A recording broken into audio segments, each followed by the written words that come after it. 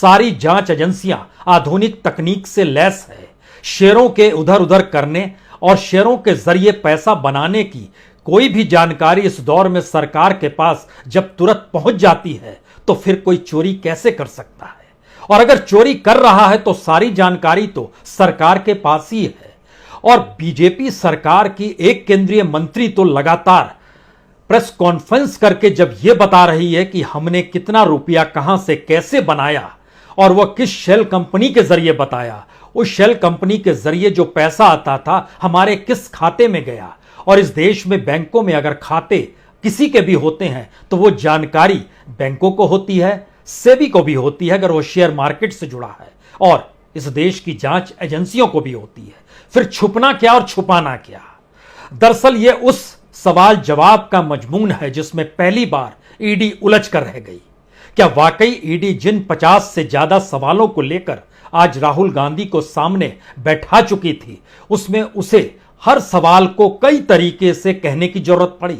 और 9 घंटे जब बीत गए तो उसके बाद जब राहुल गांधी ने यही कहा कि इतनी रात हो गई, क्या रात भर पूछताछ चलेगी, तब कहा गया जी नहीं, आप कल आइएगा। जी नहीं, सब कुछ इतना आसान नहीं है। जरा इस सिलसिले को समझिए, क्योंकि सुबह से आपने कांग्रेस का सत्याग्रह देखा। उस तेवर और तलखी के साथ ईडी के दफ्तर में राहुल गांधी को जाते हुए देखा और फिर ईडी के दफ्तर से राहुल गांधी को निकलते हुए भी देखा। उस बीच में जो लंच ब्रेक था उसमें राहुल गांधी अपनी बहन प्रियंका गांधी के साथ अपनी मां से मिलने अस्पताल गए, सर गंगाराम अस्पताल गए, जहां उनका इलाज चल रहा है।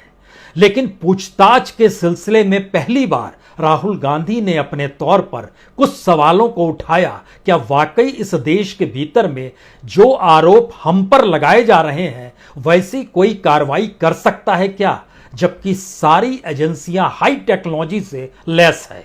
और उस पर सरकार की जानकारी का ना होना और सरकार के एक मंत्री का प्रेस कॉन्फ्रेंस करके हमारे पूरे कच्चे चिट्ठे को जब बता देना, तो ईडी को तो उन्हीं से सारी जानकारी ले लेनी चाहिए। ये कमाल की चीज है ना। 2015 के बाद से तो लगातार हमसे पूछताछ ही हो रही है, जिस बात का जिक्र राहुल गांधी ने कहा। और कौन सी जानकारी आपको नहीं दी गई है, और जब से फाइल आप लोगों ने बनाई है, फाइल आपने खोली है, उसके बाद क्या वाकई कोई ट्रांजैक्शन हुआ है? और अगर ट्रांजैक्शन हुआ है और आपको जानकारी नहीं है तो फिर किस बात की जांच एजेंसी हैं आप?